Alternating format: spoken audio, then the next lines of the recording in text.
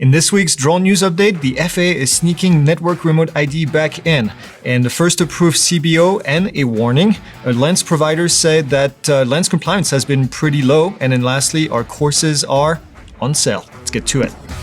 Your first story this week is that Network Remote ID is back. If you're unfamiliar with the concept, Network Remote ID transmits your remote ID information to the internet or to the cloud, where it can be mass distributed via what the FAA calls the UAS Service Suppliers, or USS. This technology was originally proposed as a remote ID solution by the FAA, but later they took it down because in the final ruling, after the massive pushback from the community in the form of 53,000 comments, the FAA instead said that they were going to use broadcast remote ID, which only sends the remote ID signal locally. The network solution would have required each drone to have some sort of network connection, which wasn't going to be free. This week, a contract was awarded to a company called NRA Technologies to demonstrate the ability to collect, aggregate, and retransmit your broadcast remote ID message and then convert it into, well, you guessed it, network remote ID. The idea behind this concept is to allow remote ID to be used as part of UTM, Unmanned Traffic Management. Now, under UTM, remote ID could be used to share the location of all the drone in a specific area and then allow to have traffic separation. Now, this is not a bad concept as long as the data that is collected and aggregated, I'm quoting what they had in there, is not used to create what some companies want to do, which is paid highways in the sky.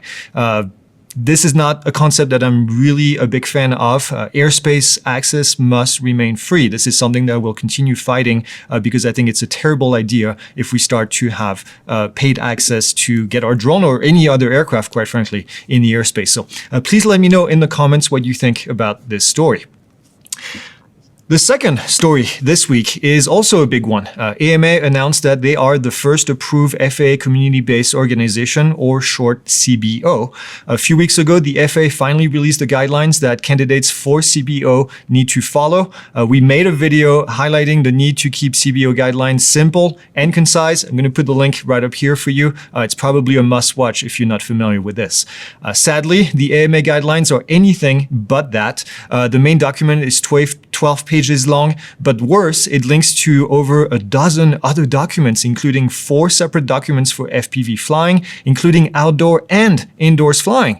Another 6 pages highlighting how to do see and avoid, and talk about being concise in this case. If you're going to use the AMA for your guidelines, we recommend that you read all the documents, I mean it. Make sure that you are familiar with them. You are required and liable by law to follow these guidelines. For example, if you're going to be flying your FPV, if your drone is less than 2 pounds, you should maintain a minimum separation of 10 feet from the pilot and the helpers, 25 feet from spectators, and 50 feet from vehicles and structures. Now, if you don't do that, technically the FAA could be coming after you because you're not following the guidelines that you told them you were going to follow. I hope I didn't make you spit your morning beverage with this one. Final note about this story, the AMA guidelines are not easily accessible on their website. Our team had to dig quite a bit, and actually we had to just resort to doing a Google search at the end.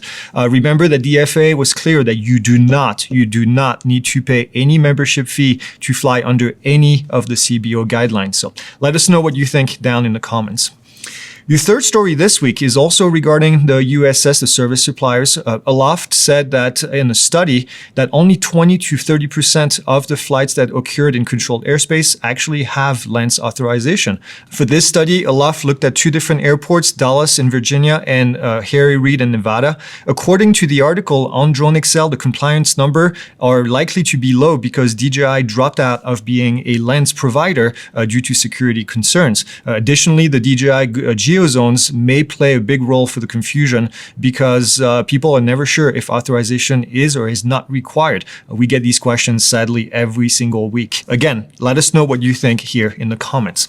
And then the last story this week is that our Black Friday sale is starting today. All the courses in our catalog are currently at the lowest that they will be this year. And actually, I mean that we don't run any kind of special sales other than this big Black Friday sale right here. So our Part 107 course course is $107 right now. It's not $107 off. It's actually $107 final price.